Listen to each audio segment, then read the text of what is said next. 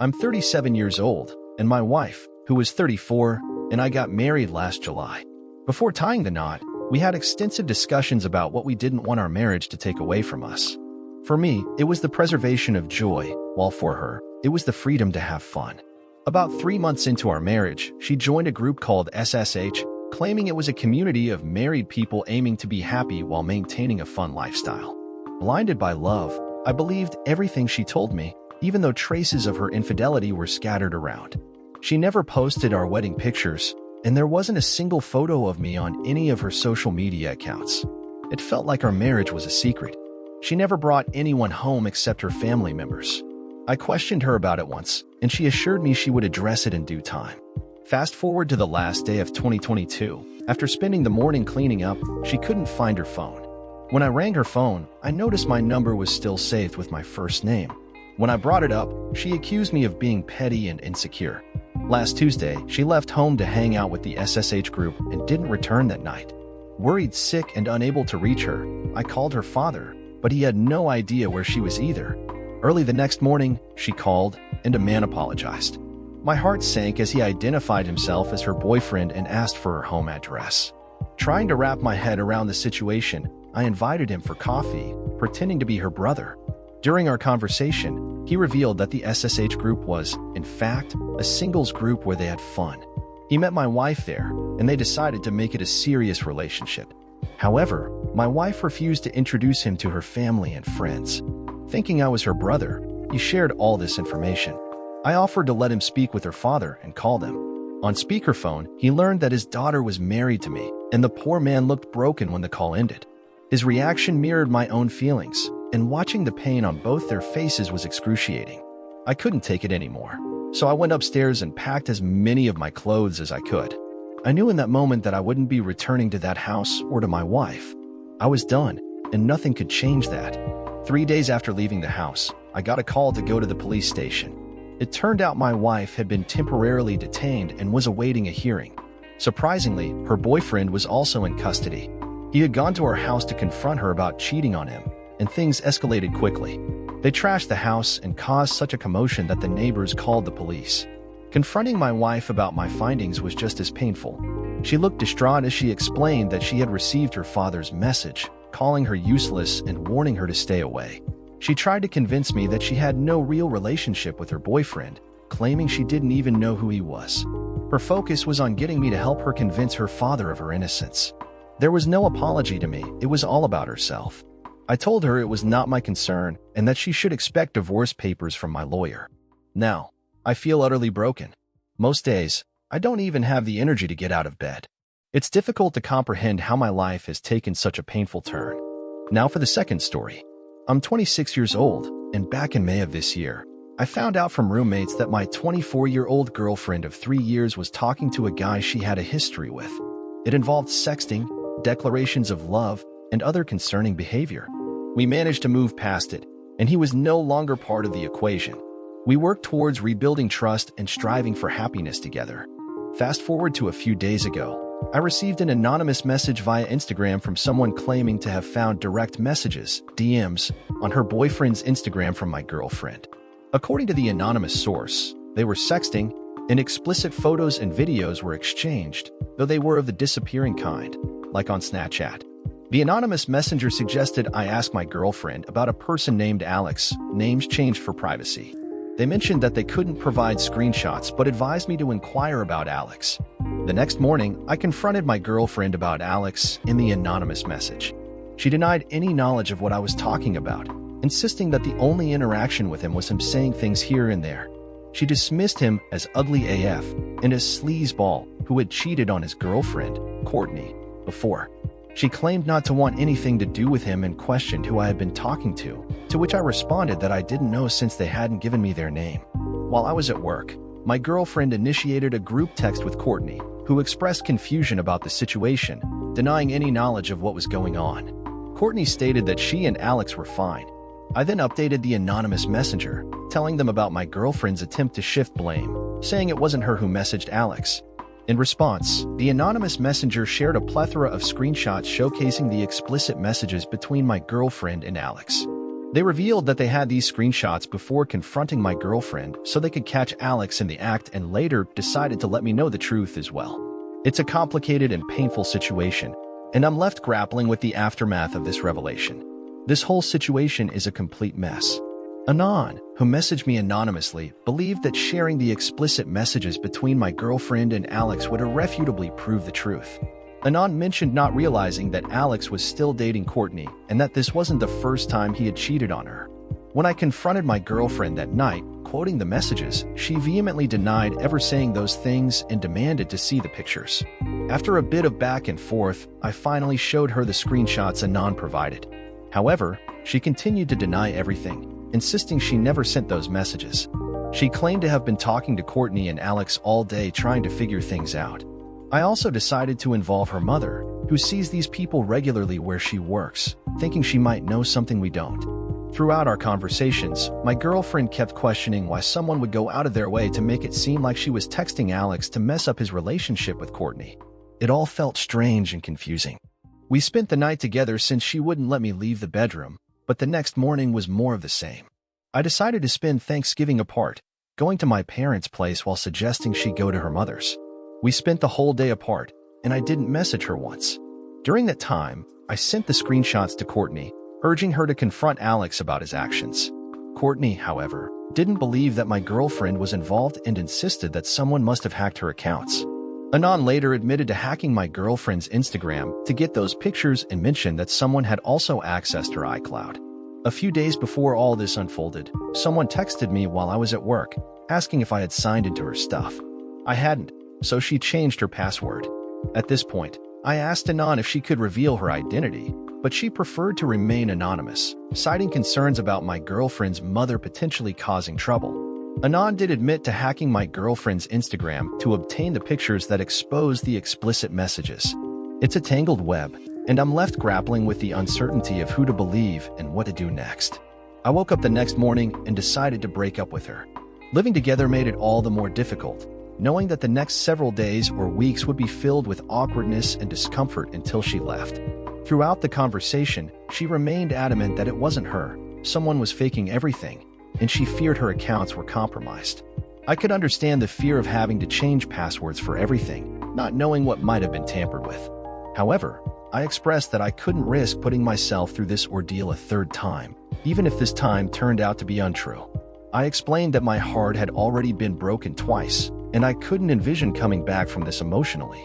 With so much uncertainty and no way of knowing if she actually did it or was being set up, I told her I didn't want to be part of it anymore.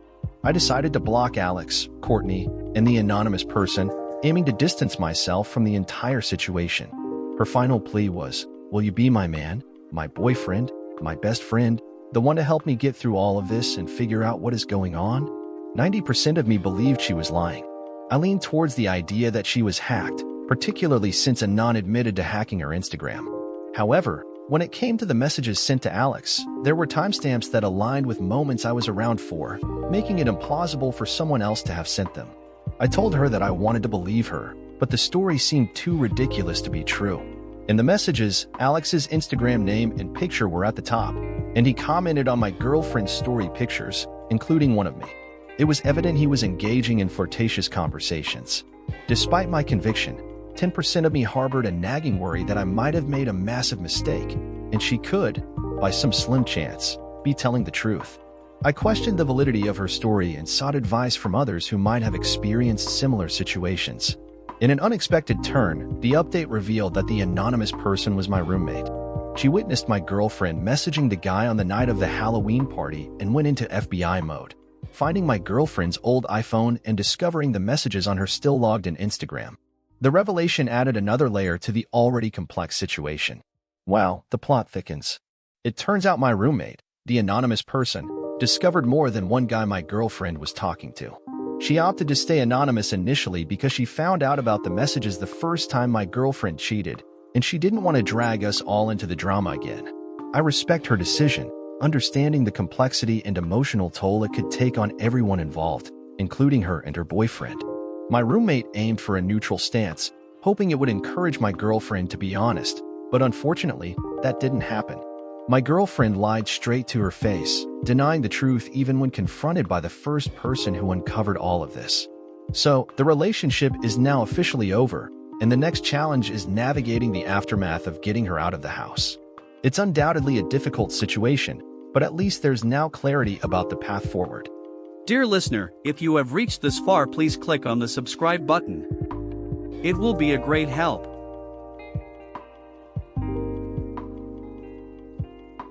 I've been in this relationship since 2010, and we've built a life together with 2 kids.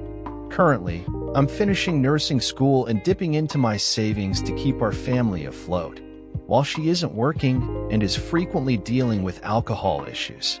This has been an ongoing problem, with her denying it at times and admitting it the next day. Last weekend, things took a disturbing turn. I woke up around 2 a.m. to find her phone buzzing. Thinking it was an emergency with her grandparents, I checked it out, only to discover Facebook notifications. She had added an old ex, who was now a felon with serious charges. This guy was charged with violent crimes and had recently come out of jail. They were exchanging hearts and flirtatious messages. I checked further and found a few videos where she was getting pumped by him. I transferred all the videos and screenshots to my phone and walked out of the bedroom.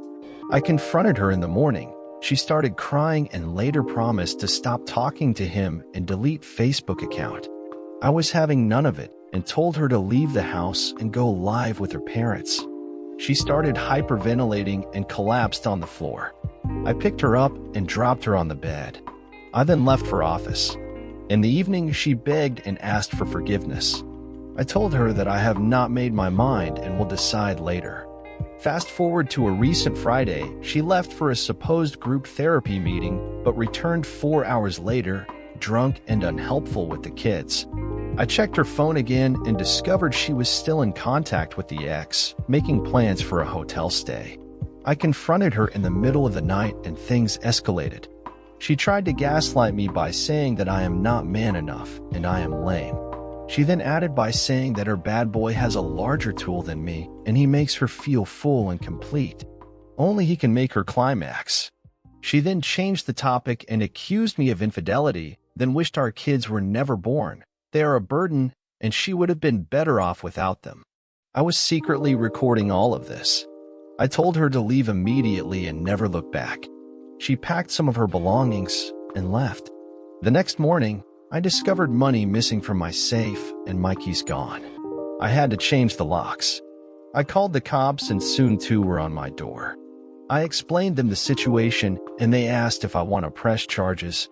I did press charges for theft. What's even more disheartening is discovering that she's launched a smear campaign within my group of friends. Thankfully, they've been supportive enough to send me screenshots. Strangely, though, she never asks about the kids or shows any concern for them. I went to my lawyer and explained the whole situation. He suggested to get a restraining order and asked to share the video with the CPS to strengthen my case for child custody. I asked him to start the divorce proceedings. In the evening, I got a call from an unknown number and I answered. It was my wife and her new partner. They called me names and then threatened me of dire consequences if I do not remove the charges. I hung up and called the cops. I explained them about the call and asked to ensure my safety. A friend of mine also suggested to get a firearm for safety. I got myself a pistol. 3 days later, I heard some noises outside my house. I had installed CCTV after my wife had threatened me.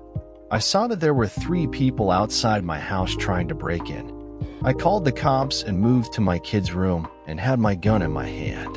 I was scared for my kids. Soon enough, I heard sirens and there was chaos outside my house. There were gunshots and I guess I heard someone yell, "Shot shooting." The cops rang the doorbell and asked me to come out. I then got to know that 2 people had been shot and 1 had died. My wife had received a wound on her leg, although she did not have any weapon on her.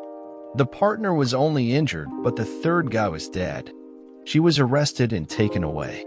We had her served in the jail, and all my divorce proceedings she came in the orange jumpsuit with handcuffs. A few months later, I was a free man. Last week was tough. I hit a point where, not that I missed her, but I missed having help with the kids and housework. Juggling my regular work and school commitments at night, I found myself lost in thoughts, wondering what if. Then reality kicks in, and I remind myself of what I have in life and where I'm heading. I've realized that my climb to the top of my mountain is far easier without her dead weight. I've come to terms with everything that's happened. My home is now peaceful, like a weight has been lifted off my shoulders. The kids and dogs behave better, and I'm starting to look forward to each new day. She left for a felon, and now she is one. 3 years later, she was released, and she came to our house. I did not allow her to see the kids and called the cops. She was asked to leave, and she left crying. I filed a restraining order against her and got it soon. She sends miss you texts and unday pics daily. I'm contemplating whether I should lure her to my house to get her arrested. Strangely, she never talks about our kids. It's always about our old relationship and how she wants to fix the unfixable. Now for the second story. In the last 7 months, I've been with a really hot girl. We had some great times, but things took a dark turn. 2 months ago, I caught her talking to her abusive ex, the one who left her with a permanent back injury. She swore she hadn't spoken to him in 4 years. When I tried to break it off, she threatened suicide, claiming she had nobody but me. Fearing the worst, I forgave her, but it only made things worse. She interpreted my forgiveness as me being a doormat, affecting my self-worth. Just recently, I caught her leaving her house dressed up, getting into some guy's car. It's clear she's spending the night with him. When I confronted her, she dismissed it, saying she was tired and heading to bed. The trust is shattered, and I'm grappling with the impact on my self-worth. I ignored all the warning signs because she was attractive, convincing myself I couldn't do any better. Now I find myself with low self-image, down in the dumps, and hurting from seeing her with that guy. She doesn't know it yet, as she's having a good time and not calling me, but I've taken all the necessary steps to break up using the indifference method. I blocked her from sending me texts, changed her contact name to Do Not Answer, and set a quiet ringtone. I have 2 months left on my lease, but I'm moving out this week, eager to reclaim my life, rebuild my confidence, and get back into the game with someone else. At almost 28, this was my first relationship, making it tough for me. I'm trying to chalk it up to life experience and move on. It's not going to be easy, but I'm staying positive, keeping my mind occupied. Posting this is therapeutic for me, and any advice, comments, or thoughts from fellow Redditors going through something similar would be greatly appreciated. Last night was tough, but I stayed up till 4, had a few beers, and surprisingly felt good. I'm trying to shift my perspective, seeing this breakup as a weight lifted off my shoulders rather than a loss of love. The truth is, she never really cared about me, so it's not as tragic as it initially seems. But even with that understanding, it's still tough for me. The missed calls are piling up, and there are 2 voicemails I haven't listened to yet. I'm debating whether to listen to them, and I have a feeling the calls will only become more frequent as the day goes on. There's this idea of sending her a sharp text like "take a hint, party girl," but deep down, I know she's not even worth that much of my energy. I need to stick to my guns. Today is going to be challenging, and I'll be in and out here seeking support. Please keep the responses coming. It's been incredibly helpful for me. If what I just wrote sounds like a bad idea, go ahead and give me a verbal kick in the ass. I need to stay focused on the bigger picture.